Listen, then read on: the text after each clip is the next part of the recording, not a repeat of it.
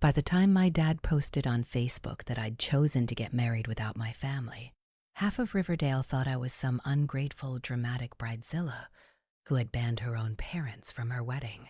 What none of them knew, at least not yet, was that 3 weeks before my wedding, my parents sat me down at our old kitchen table and basically said, either let your younger sister turn your wedding into a joint double event, or we're not coming. Yeah, that actually happened. I'll back up, because if I just drop that on you without context, you're going to think, no way, that can't be real. I wish it wasn't. I'm Gracie. I grew up in Riverdale, this tiny Midwestern town where the Walmart counts as a social hub and everyone has at least 3 cousins in their graduating class. On the outside, my family looked nice, normal. Church on Sundays, barbecues in the summer, Christmas lights that went way too hard for a single-story ranch house. My dad, Thomas, managed crews for a construction company.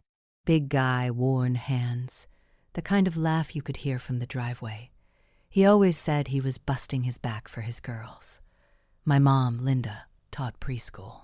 She was soft-spoken, made the best banana bread in the state, and absolutely hated confrontation. If there was a way to smooth things over, to keep the peace, she'd find it, even if it meant stepping right over me to do it. And then there was Stephanie, my little sister. 3 years younger, forever the baby, forever the star. From the time she came home in that stupid pink onesie that said princess, the role was written. I was the responsible one, the helper, the babysitter, the one who understood when plans changed, when money got tight, when someone else needed more. Stephanie was the one everyone fussed over. If she so much as coughed, it was a crisis. If I got straight A's, we're so proud of you, Gracie. But shh, don't brag around, Steph. She's having a hard time in biology. You know that family dynamic where one kid can do no wrong and the other one becomes the glue that holds everyone else's chaos together. That was us. Down to the finest detail. I didn't really see it clearly when I was a kid. I just knew I was tired a lot. I knew I was the one folding laundry, while my parents drove Stephanie to yet another practice or sleepover, and that if I ever said I was upset, the response was something like, "Be the bigger person, honey. You know how sensitive your sister is." It became my whole personality, low maintenance, helpful, the peacemaker. A people pleaser with a permanent smile and a stomach full of secondhand emotions. Then I met Jack. We met in college, in an intro psych class of all places, which feels ironic now, given how much therapy I'd eventually need to deal with my family. He sat next to me on the first day, lanky and grinning, with this messy brown hair that always fell into his eyes. We bonded over terrible campus coffee and shared notes, and before I knew it, "Hey, want to study?" turned into, "Hey, want to grab dinner?" and then just, "Hey, I miss you." Jack is steady. That's the word. Not flashy, not dramatic. Just this calm, kind presence. He notices things. When I'm tired, when I'm pulling away, when I'm about 2 seconds from crying in a Target aisle. He has this way of making me feel like the most important person in the room, without ever saying anything cheesy. After graduation, we both landed jobs in the city, me in marketing, him in an architecture firm, and moved into a 1-bedroom with questionable plumbing and creaky floors. It was the happiest I'd ever been. No one dumping their emotions on me, no one asking me to give up my weekend to move their furniture or watch their kids, yet. Just me and Jack and cheap wine and Netflix. 5 years in, he proposed on a random Tuesday. Not kidding. I came home from work exhausted, hair in a messy bun, mascara half gone. And there he was in our tiny kitchen, cooking my favorite pasta, candles everywhere. "What's all this?" I laughed, dropping my bag. He looked nervous. I didn't want to wait for a perfect moment. Every day already feels kind of perfect with you, so might as well pick a Tuesday.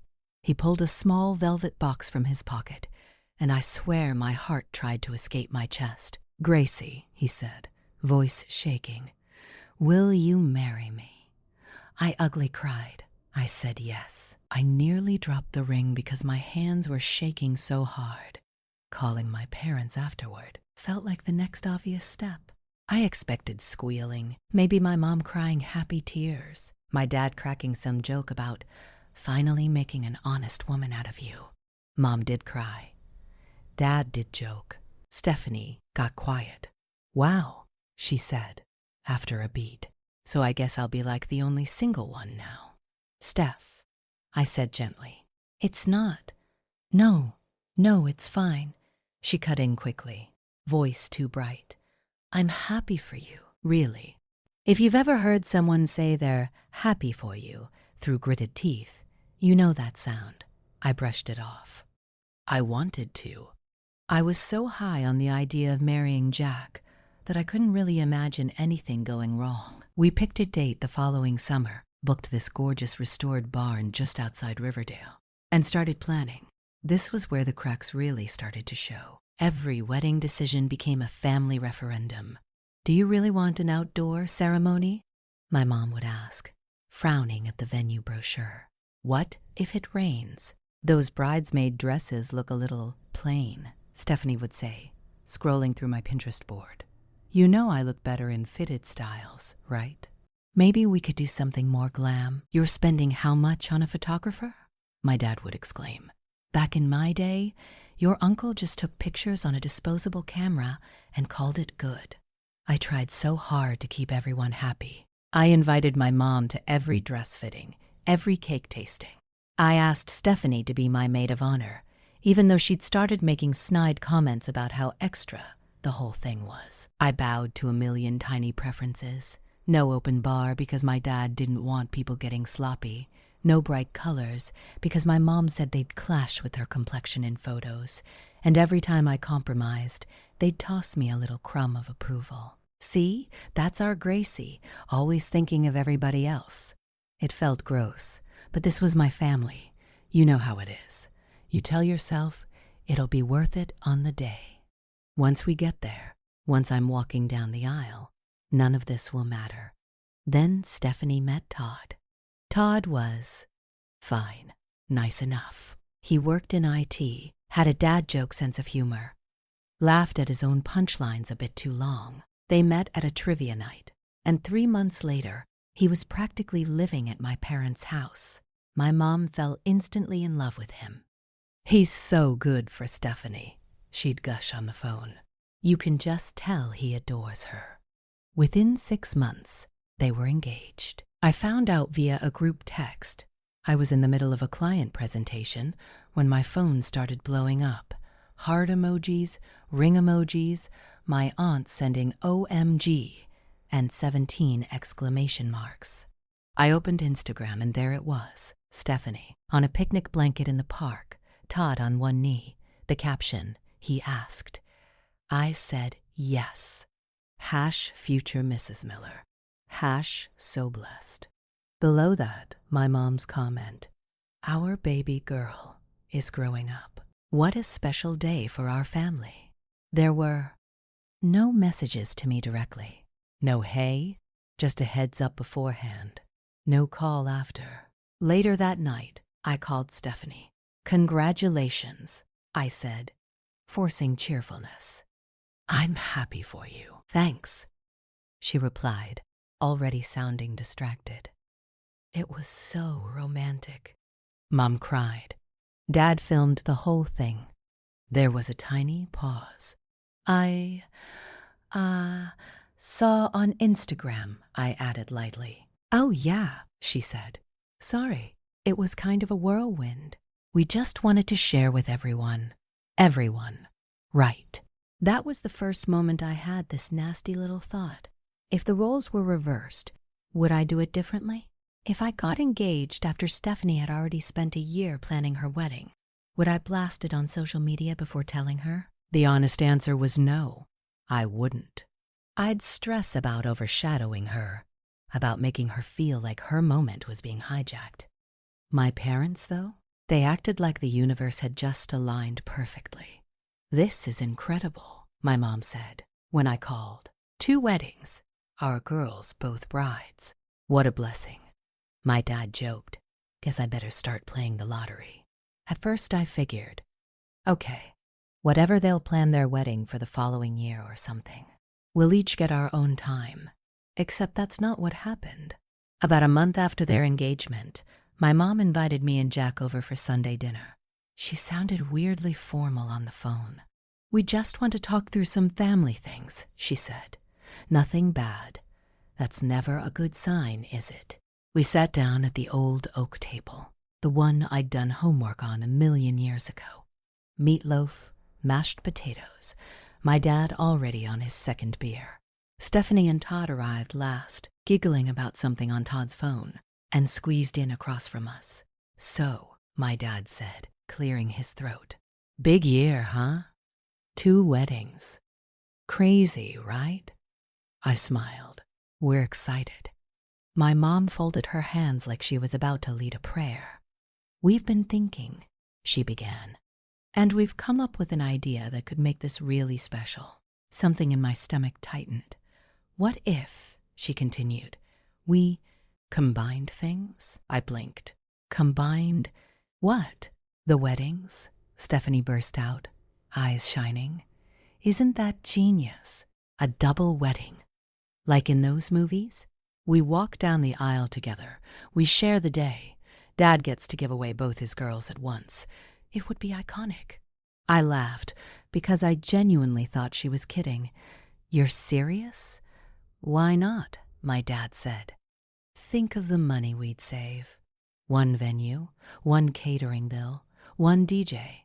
All the family in one place one time. And, honey, you know your cousin Amanda can only get so much time off work. This way, she doesn't have to choose.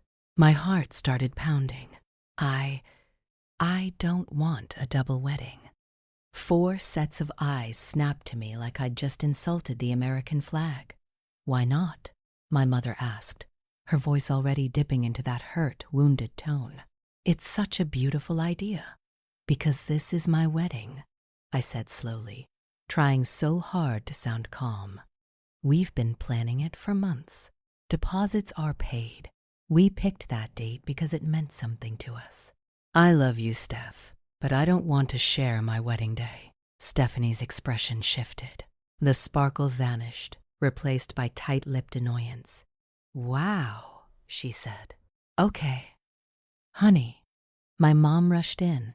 You're not sharing it. You're just expanding it, making room for your sister. You've always been so good at that. There it was, the old script. I'm not changing my date, I repeated, firmer. Can't you at least think about it? Dad asked. We're not trying to take anything from you. We just want this to be a celebration of our family. I looked at Jack. He squeezed my knee under the table. I have thought about it, I said, and the answer is no. I want my own wedding. Stephanie can plan hers whenever she wants, and I will show up in whatever dress she tells me and throw her the best bachelorette party she can dream of.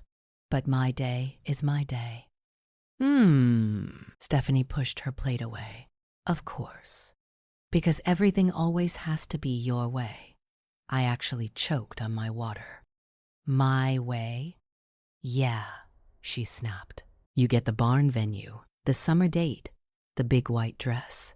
I get told, sorry, sweetie, you'll have to wait your turn. How is that fair? Fair, I repeated. I could feel my face flushing. Steph, I got engaged almost a year before you did. We booked the venue months ago. You weren't even with Todd then. So I'm just supposed to plan my wedding around yours? She demanded. That's literally what I've been expected to do my whole life. I fired back, sharper than I meant to. Plan everything around you. The room went quiet. You could have heard a fork drop. My mom inhaled sharply. Gracie, what? I said. It's true. Every holiday, every plan, every decision, it all revolves around whatever Stephanie needs. One time, this isn't the time to bring up old grievances. My dad cut in, his voice hardening. We're trying to discuss a practical idea. A practical idea that completely steamrolls over what I want? I said. Okay, Jack interjected gently. Maybe we all need a breather. But the damage was done. By the end of the night, the double wedding idea was on the table, according to my parents, and I was the one refusing to compromise. On the drive back, I stared out the window, fingers clenched in my lap. "You okay?" Jack asked. "No," I said honestly, "but I will be. I can't believe they even asked that." "I can," he admitted quietly. "Not because it's right, just because I've watched how they treat you." That stung more than it should have, hearing someone else say it out loud. Over the next few weeks, the pressure ramped up. My mom would call and casually mention how stressed she was about paying for 2 weddings. "We just want to do right by both of you girls," she'd say. "We don't want anyone feeling like the favorite." I'd bite my tongue so hard I tasted blood. My dad would send links to articles about siblings doing joint ceremonies. "Look how happy they look," he'd text. "Family first." Stephanie started dropping little guilt bombs in the group chat. Memes about selfish brides, TikToks about jealous sisters, all with these passive-aggressive captions like, "Imagine being this threatened by sharing the spotlight, LOL." I tried ignoring it. I tried addressing it directly. "Steph, this is hurtful." She'd reply with, "Wow, can't you take a joke?" A month before the wedding, it morphed into something uglier. We were at my parents' house again, this time under the guise of finalizing seating charts. I had my laptop open, spreadsheets pulled up, trying to make sure no one who hated each other was sitting together. My mom cleared her throat. "Your sister had an idea for the reception." I didn't even look up. "Okay, what if," my mom continued cautiously, "we carved out a little time during your reception for, say, an engagement toast for Stephanie and Todd?" My hands froze on the keyboard. "What?" "Nothing big," Stephanie chimed in quickly. "Just like a few minutes where Dad could make a toast about both his daughters. And maybe we could do a little dance, like, 'Here's to the next bride.' It would mean a lot to me." I stared at her. "You want to be spotlighted at my reception?" "God, you make it sound so ugly," she huffed. "It's not stealing your spotlight. It's just sharing it. We're both celebrating big life changes. Why are you so against including me?" "Because it's my wedding day," I said, my voice shaking. "You'll have your own. You can have as many toasts and dances and spotlights as you want then. But that day, the one I've been planning for a year, is not your pregame party." My dad slammed his hand lightly on the table. "Enough with that attitude, young lady." My heart dropped. He only pulled out "young lady" when he was really pissed. "What attitude?" I asked, already knowing the answer. "This possessive, mine thing. We didn't raise you to be selfish." I laughed, a short, disbelieving sound. "Selfish?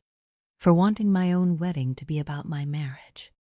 Your sister has always looked up to you," Mom pleaded. "She just wants to feel included." "You know what would make me feel included?" I snapped.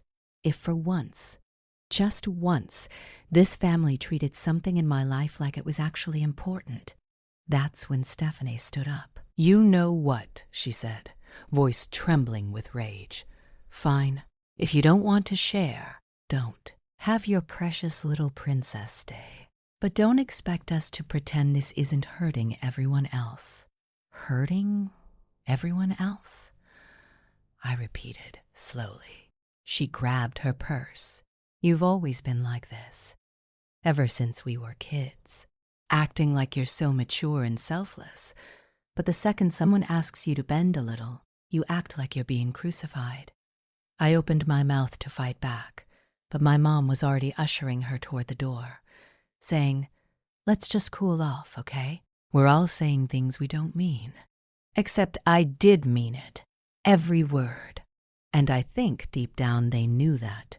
3 weeks before the wedding, the ultimatum came. It was a Wednesday. I was at work, neck deep in a campaign launch, when my phone lit up with a text from my dad. We need to talk. Tonight. My stomach sank.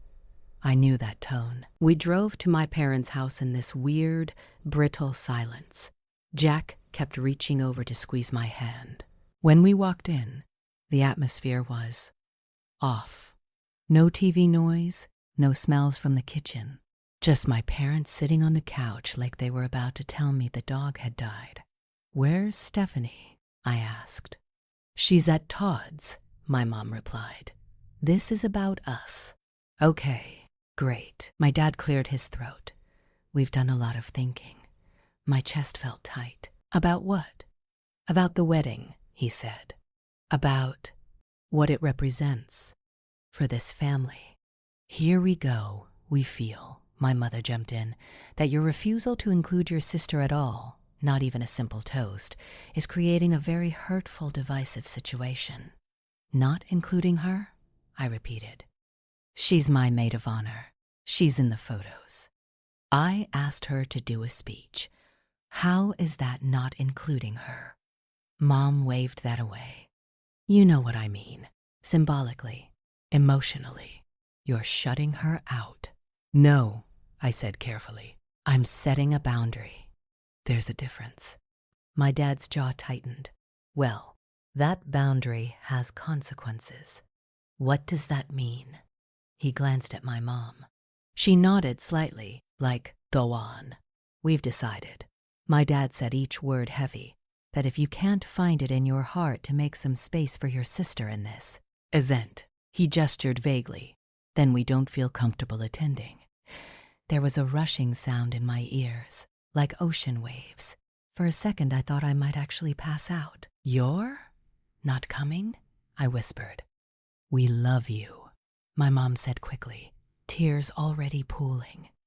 "But we can't, in good conscience, support a wedding that tears our family apart."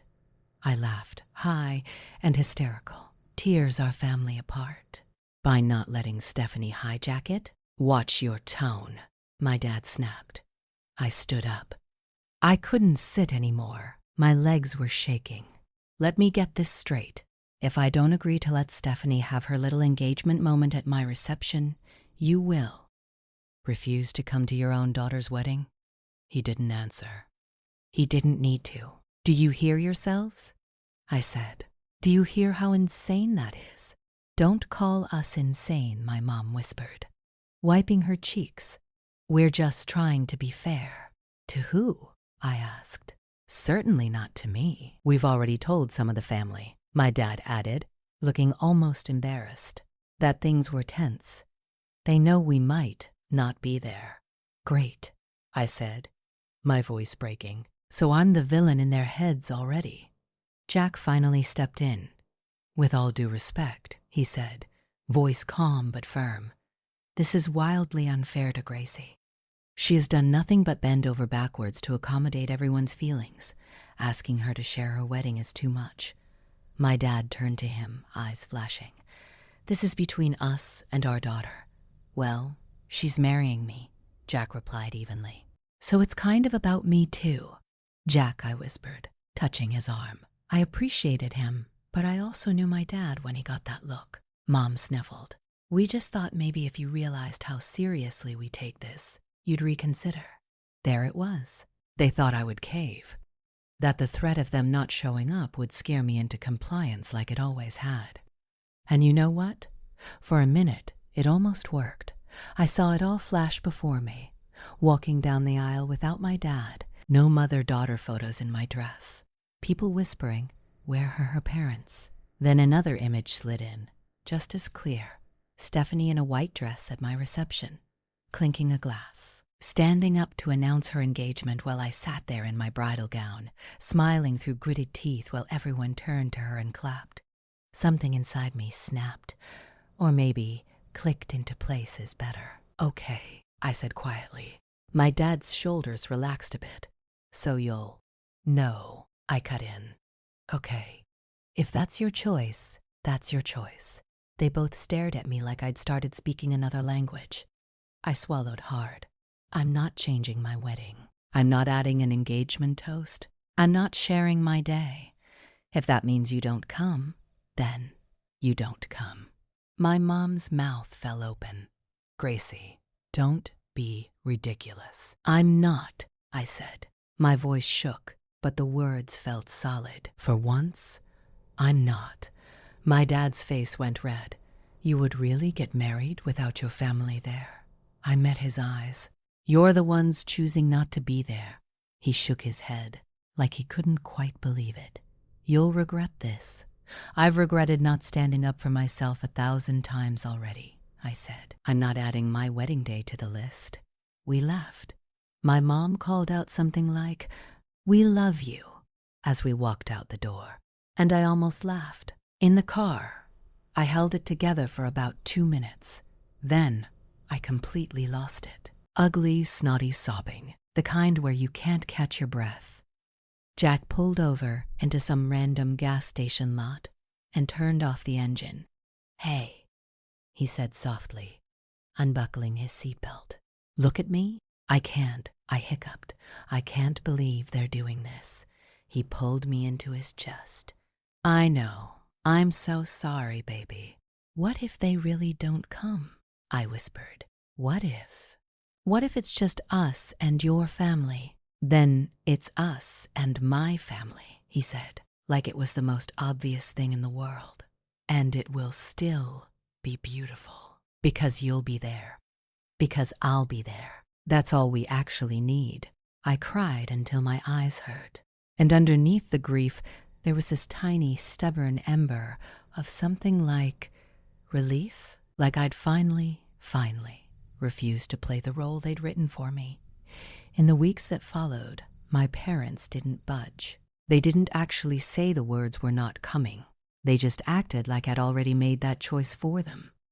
Subtle distancing, cooler text messages. I'd send a photo of my dress and get a curt, pretty, no heart emoji. I'd ask my mom if she wanted to come to my final fitting. "Oh, sweetie, I'm just so busy with things for Stephanie's shower," she'd reply. "Maybe we'll see the photos afterward." Stephanie, for her part, went quiet. Not a word. No "how's planning going?" No "do you need help?" Silence. Then I started hearing from other relatives. My Aunt Susan, Mom's sister, texted, "Hey, honey, I'm so sorry about the wedding drama. I wish things could have worked out differently." I frowned. "What do you mean?" she replied. "Well, your parents are devastated they had to back out. I told them it was silly that you insisted they choose between their daughters. But you're all adults. I'm staying out of it." I just stared at my phone. They had to back out? I insisted they choose between their daughters. My cousin Mark DM'd me on Instagram. "So no invite for your folks, huh? Rough?" "Rough? What did my parents tell you?" I asked. He sent a screenshot. A comment my dad had left under one of his posts. "Won't be traveling much this summer.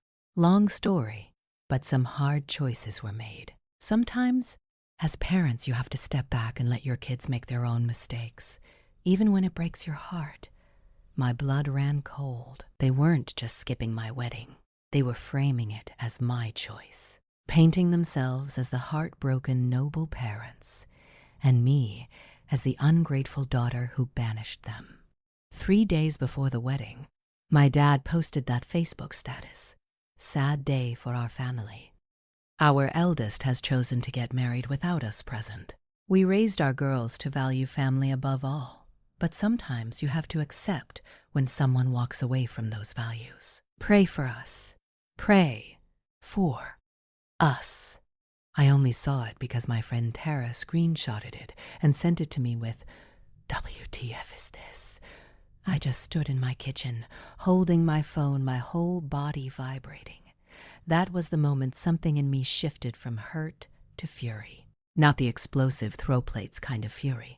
The cold, crystal clear kind where you suddenly see every pattern, every manipulation, lit up in neon. "Do you want to say something?" Jack asked quietly when I showed him the post. I did. Oh, I did. But I also knew if I fired off anything in that moment, I'd regret the wording. Instead, I took a breath and said, "Not yet. The night before the wedding, we had our rehearsal at the barn. Jack's parents, Carol and Robert, had flown in, along with his sister Amanda. They were all warmth and excitement, and where do you need us? Energy. My parents' names were on the rehearsal invite, but of course, they didn't show. As we were lining up for the walkthrough, the coordinator asked gently, "So who will be walking you down the aisle?" My throat closed. It was the one practical detail I'd avoided thinking about. Robert cleared his throat. "No pressure at all," he said. "But if you'd like, it would be an honor to walk with you." I looked at him, this man who had only known me for a few years, who had still somehow managed to show up for me more in this moment than my own father. Tears stung my eyes. "I would love that," I whispered. The day of the wedding dawned bright and hot, that sticky Midwestern kind of heat, where the air feels like soup. Tara and my other bridesmaids, Hannah and Jess, crammed into the little bridal suite with curling irons and makeup bags and mimosas. For a few hours, I almost forgot the empty chairs. I let myself enjoy the false lashes, the hairspray cloud, the way my dress swished when I walked. Jack sent over a note with the coordinator. "See you at the end of the aisle. No matter what else happens, today is our day. I love you. Jay." I clung to that. Words started trickling in. My aunt had called the venue to confirm my parents weren't coming, with this tone like she was fact-checking a rumor. A couple of cousins texted last-minute cancellations, citing the situation. I swallowed the hurt, smiled for another photo. Then, right before it was time to line up, Tara came over, holding my phone. "You need to turn this off," she said gently. "I'm fine," I lied. She hesitated. "Gracie, your mom posted pictures of a family lunch with Stephanie and Todd today. Captioned, 'When some doors close, others open. So thankful to celebrate love in all its forms today.'" My hand tightened around the edge of the vanity. They weren't just not here. They were literally hosting a love celebration with my sister on my wedding day. I laughed. It came out almost like a bark. "Of course they are. Do you want to?" Tara began. "No," I said. "I don't want to do anything but marry Jack." When it was time, I took Robert's arm. My legs felt like jelly, but my chin was up. The barn doors opened. For a second, all the noise dropped away. I saw Jack at the end of the aisle, eyes already glassy. I saw our friends, some discreetly wiping tears. I saw the 2 empty rows where my parents should have been, like a ghost of a life I'd hoped I had. And then I focused on Jack. Only him. One step, then another. Robert's arm steady under my hand. When we reached the front, Robert kissed my cheek and whispered, "For what it's worth, I'm proud of you." The ceremony was perfect. Imperfectly perfect. I stumbled over one of my vows. Jack laughed. The officiant made a joke. Everyone relaxed. There was so much love in that room, it was almost tangible. For the first time in a long time, I felt chosen. Not for what I could do, or how well I could smooth things over, just for being me. At the reception, there was dancing and laughter and way too much cake. Carol took my hands at one point and said, "You're our daughter now, too." "We're not going anywhere." I excused myself to the bathroom at some point and just stared at myself in the mirror. My makeup was smudged, my hair starting to fall, but I looked strong. I pulled out my phone, opened Facebook, and took a deep breath. I'd been quiet publicly, let my parents control the narrative, let them allude to hard choices and sad days for our family while everyone sent them hugs and prayers. I was done being quiet. I took a photo someone had snapped of me and Jack right after the ceremony, me laughing, his forehead pressed to mine. I posted it with this caption, "Today, I married the love of my life." My parents chose not to attend because I wouldn't agree to turn our wedding into a double event and engagement party for my younger sister. They then told relatives I had uninvited them and posted publicly that I'd chosen to get married without my family. For anyone who knows me, you know how much I've always tried to keep the peace and put my family first. This time, I chose myself. I chose my marriage. If that makes me the villain in someone else's story, so be it. In mine, it was the first time I stopped abandoning myself to keep other people comfortable. Thank you to everyone who showed up for us today, in person, in spirit, in messages. You are our real family. My finger hovered over post for a second. Then I tapped it. I put my phone down, walked back out to the dance floor, and let Tara drag me into a chaotic, offbeat group number. By the time Jack and I got to our hotel that night, my notifications were insane. Dozens of comments, messages, shares. A lot of them were from people I barely knew, old classmates, former coworkers, even one of my mom's colleagues. Good for you for standing up for yourself. You are not wrong for having boundaries. This hit way too close to home. There were a few not-so-nice ones, too. Distant relatives who clearly only had my parents' side. Air your dirty laundry much? Disappointed you'd humiliate your family like this. My mom left a comment. I can't believe you'd put this out there for the world. We love you.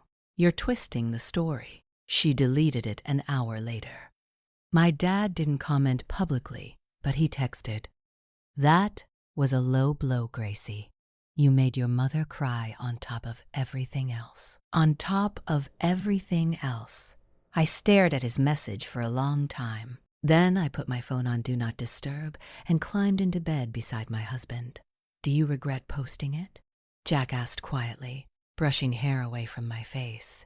I thought about it, about the years of swallowing hurt so other people wouldn't be uncomfortable, about watching my parents spin their version of events while I sat back and took it. "No," I said. "For once, I don't." The weeks after the wedding were weird. We went on a short mini-moon up north. Just 3 days at a lakeside cabin because all the big honeymoon plans got eaten by extra wedding costs after my parents pulled their promised contribution. It was peaceful and cozy and sweet. We made pancakes, played cards, did a lot of newlywed things. But in quiet moments, my brain would scroll back through the mess. The empty chairs, my dad's Facebook post, my mom's absence from every photo of me in my dress. When we got back, the dust hadn't settled. It had just gotten thicker.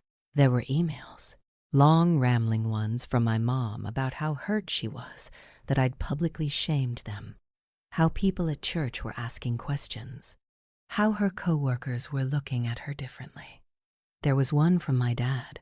"I hope you're happy with yourself. You've caused a lot of pain. One day, when you have kids, you'll understand how it feels to be rejected by them." That one stung. Stephanie finally texted me too. A single line. "Congrats on the wedding. Hope being right keeps you warm at night." I showed all of it to Jack and Tara, and, eventually, to a therapist named Dr. Patel that Tara basically bullied me into seeing. Dr. Patel listened to my whole rambling, tearful saga in our first session. She nodded a lot, jotted notes. At the end, she said something that stuck to my ribs. "It sounds," she said gently, "like for a very long time your role in your family has been the one who absorbs, the one who makes things easier, smoother, more comfortable for everyone but yourself." I wiped my nose. "Yeah, well, I failed spectacularly at that this time." She smiled slightly. "Or you succeeded at something harder. You chose not to abandon yourself. That's not failure, Gracie. That's growth. It just doesn't feel good yet." I kept going to therapy. Once a week, then every other week. We unpacked childhood stuff I didn't even realize was still rattling around in my chest. How being praised for being so chill and so easy had basically trained me to equate love with self-erasure. Meanwhile, my relationship with my parents flatlined. We went from daily texts to nothing. Then, slowly, to these awkward, stilted messages on birthdays and holidays. "Hope you're well. Thinking of you. No real content, just smoke signals. My Aunt Susan reached out more. Invited us to a barbecue. Pulled me aside at one point and said, "For what it's worth, I think you did the right thing. Your mom is my sister, and I love her. But she and your dad have never really seen what they put on you." That validation from someone inside the family, it almost broke me more than the hurt did. Months went by. I saw photos of Stephanie's bridal shower, then her bachelorette trip, all hosted and paid for by my parents. Matching robes, flower crowns, the works. No invite, obviously. At some point, I realized I'd stopped expecting one. Then, about 10 months after our wedding, an envelope showed up in our mailbox. No return address. My dad's handwriting. I stood in the hallway for a full minute just staring at it, my heart pounding. Jack came up behind me. "You gonna open it?" "I don't know," I admitted. "What if it's just more guilt?" "Then you don't have to finish reading it," he said. "But you'll know." I took a breath, tore it open. It was a letter. 3 full pages, front and back. "Gracie," it began.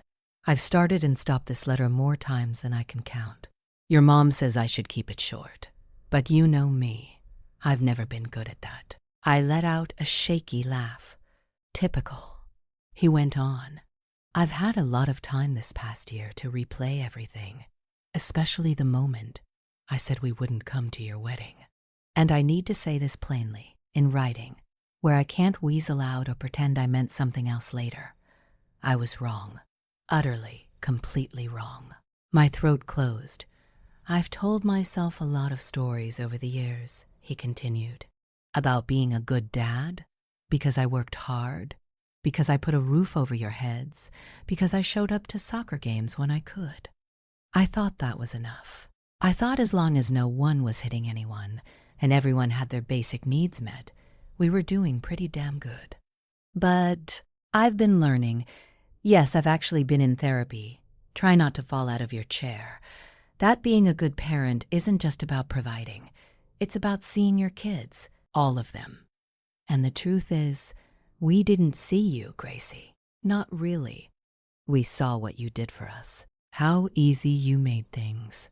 How you didn't complain. And we took advantage of that. Over and over. When the wedding stuff started, I told myself we were just trying to keep the peace. That was my favorite phrase. But what I was really doing was protecting my own comfort. It was easier to pressure you to bend than to risk upsetting your sister. When we gave you that ultimatum, I fully expected you to cave, because you always had.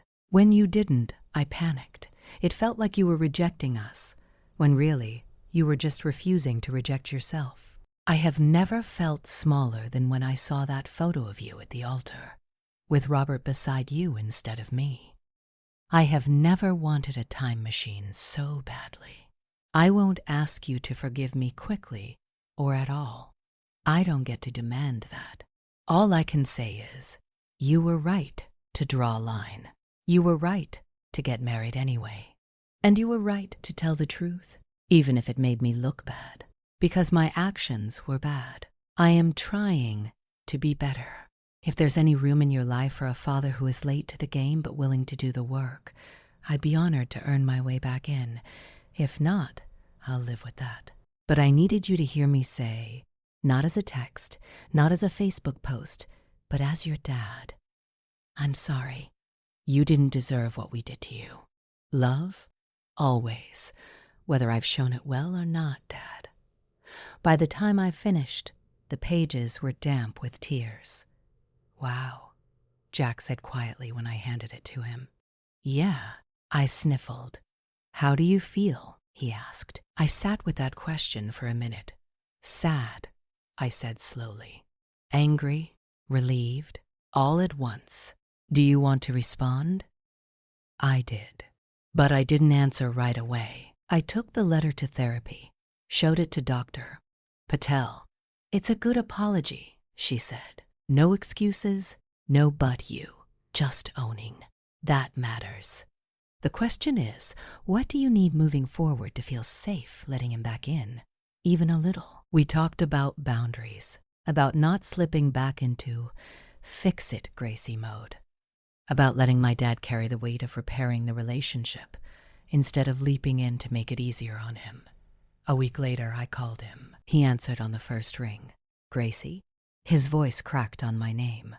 "Hi, Dad," I said. My heart was hammering. "I got your letter."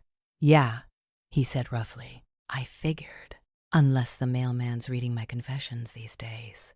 I actually laughed. It loosened something between us. "I appreciate it," I said. It meant a lot. He was quiet. "That's more than I deserve. I'm not ready to just pretend everything's fine," I added. "But I am willing to meet, talk, maybe see where we are." "I'll take it," he said immediately. "Name the time and place, kiddo. I'll be there." We met at this coffee shop halfway between our town and theirs, neutral ground. Seeing him walk in, older than I remembered, shoulders a little more slumped, hit me in a strange way. He looked smaller, human. Not the infallible figure from my childhood, not the villain from my Facebook comments. Just a flawed man who'd messed up and knew it. We talked for 2 hours about my childhood, about Stephanie, about the wedding in raw, excruciating detail. "I keep thinking about when you were 10, he said at one point. "You had that school recital, and we left at intermission because your sister had a fever. You were supposed to sing in the second half. You never said a word about being disappointed, not once. I let myself believe that meant you weren't." "I was," I said softly, but I saw how stressed Mom was. I didn't want to add to it. He closed his eyes. "We should have come back. Or one of us should have stayed. Or something. Anything. You can't change it," I said. It came out gentler than I expected. He nodded. "No, but I can change what I do now. We didn't fix everything in one coffee. Of course not. But it was a start. My mom took longer. She'd been quieter this whole time, less publicly defensive than my dad, but also less willing to really look at herself. Eventually, she reached out with a text. "Your father says you two talked. I would like to, too, but only when you feel ready." We ended up in family therapy. Me, my parents, sometimes Jack for backup. There were tears. There were a few storm-outs. There were apologies that felt mostly real, even if they were clumsy. We talked about how my mom had used me as an emotional support person since I was basically 8. How every time there was tension between her and my dad or Stephanie, I'd be the one she'd vent to. "I thought I was being close with you," she said, crying. "Like you were my little friend." "I wasn't your friend," I said quietly. "I was your kid." She pressed a tissue to her nose. "I know that now." Stephanie was the last to come around. She texted me out of the blue one afternoon. "Can we talk?" Honestly, my first instinct was no. She'd been radio silent since that one snarky text after the wedding. I'd watched her engagement photos, her hashtagged countdowns, her bridal journey unfold entirely online, without so much as a, "Hey, how are you?" in my direction. But Dr. Patel's voice was in my head. "You're allowed to choose if and when to engage. You owe no one access to you. But if you do choose to open that door, go in with your boundaries clear." So I said yes, with conditions. Public place, time limit. Jack knew where I'd be. We met at a park. She looked tired. Dark circles, hair in a messy bun, an engagement ring that sparkled aggressively in the sunlight. "You look good," I said, because I didn't know how else to start. She snorted. "You always say that, even when I don't." There was a beat of awkward silence. "I heard you and Dad are, like, seeing a therapist together," she said finally. "Yeah," I said. "We are." She kicked at a rock with her sneaker. He told me some of the stuff he realized, about how things were unbalanced, I raised an eyebrow. And I thought he was being dramatic, she admitted. Like, okay, so I was the squeaky wheel. But that doesn't mean I was some evil tyrant and you were Cinderella in the ashes. That's not what I said, I replied. I know, she sighed. I'm getting there. Just let me talk before I talk myself out of it. She took a deep breath. When you posted that thing about the wedding, I was so mad. Like, how dare you tell everyone our business, right? I felt exposed, embarrassed. I wanted to message everyone and say, she's exaggerating, our parents aren't monsters. I didn't say anything. Just let her ramble. But then, she continued, Todd and I got into this huge blow-up about something stupid. Like dishes or laundry or something. And I heard myself saying, well, if you really loved me, you'd just do it my way. She grimaced. And I realized I sounded exactly like Mom. Or Dad. Or me, talking to you. All those times I made a fuss until you gave in. The dress colors, the holiday plans, the shared wedding idea. She swallowed hard. I kept thinking, if we ever have a daughter, and she had a sister who treated her feelings like they were optional, I'd be furious. I wouldn't want her to learn that that's how family love works. Her eyes were shiny now. I don't want to be that for you, even if I've already been for a long time. My chest ached. Steph, I'm not good at apologies. She rushed on. You know that. But I am sorry. Not just for the wedding. For all of it. For acting like your boundaries were attacks. For assuming you'd always roll over. For not seeing you. I sat with that for a minute. I thought of all the small cuts over the years. The times she'd hijacked my birthdays, my news, my moments. The way I'd let it slide because that's just Stephanie. I appreciate you saying that, I said. And I need you to know I'm not going back to who I was before. I can't. She nodded. I figured. It's going to take time, I added. That's fair, she said quietly. I hope you'll come to the wedding. That hit like a little punch. Do you want me there? I asked carefully. Because I'm your sister. Or because it would look bad if I wasn't? She blinked. Then huffed a tiny, incredibly Steph snort. Both. We both laughed. It broke the tension. Honestly, she amended, sobering. Because you're my sister. And because I feel like, if you're there, it'll mean there's hope. That I didn't blow this up beyond repair. I thought about it. About sitting in those pews, watching her float down the aisle in white. Our parents crying. The whole image of what my wedding should have looked like. It felt complicated. I'll think about it, I said. I won't promise yet. But I'll think about it. In the end, I did go. Not as her maid of honor. Someone else had that spot. And honestly, I was fine with it. I sat a few rows back with Jack, held his hand, watched my parents watch her, and felt weirdly okay. It wasn't my day. It wasn't my job to twist myself into something smaller so hers could shine. I was just there as a guest, as a sister, on my own terms. At the reception, my dad made a toast. He talked about Stephanie's big heart, her fire, her passion. Then, unexpectedly, he added, and to our eldest Gracie, whose strength and courage this past year have taught me more than any self-help book ever could. People turned to look at me. My face burned, but for once, it wasn't with shame. A year after my wedding, Jack and I celebrated our anniversary with a quiet dinner, just the two of us, at a little Italian place downtown. We toasted to surviving our first year of marriage, which somehow felt both very normal and very hard-won. Halfway through dessert, the waiter set down a bottle of champagne on our table. Compliments of the couple in the corner, he said, nodding toward the back.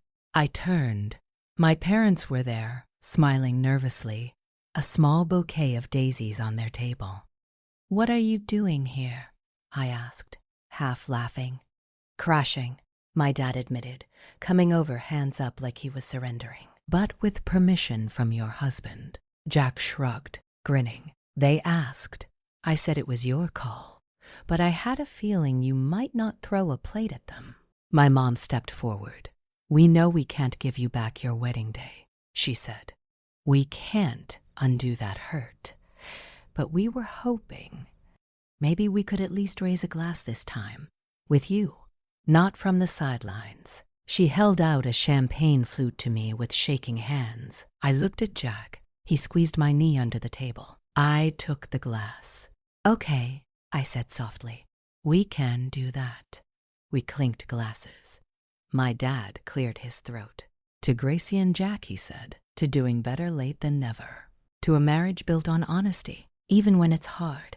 And to a daughter who finally taught her old man about boundaries." We drank. We laughed a little. We cried. Just a bit. It wasn't a grand cinematic reconciliation. It was small and messy and real, sitting there, surrounded by the man I chose and the family I didn't but was still trying to rebuild with. I realized something. Standing up for myself hadn't ruined my family.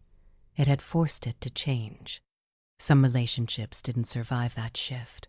Some bent and stretched and, slowly, began to grow in new directions. I'd spent so much of my life afraid that if I ever said no, I'd be left with nothing. No parents, no sister, no, "We're so proud of you," at holidays. Instead, saying no had given me, my voice, my boundaries, my sanity.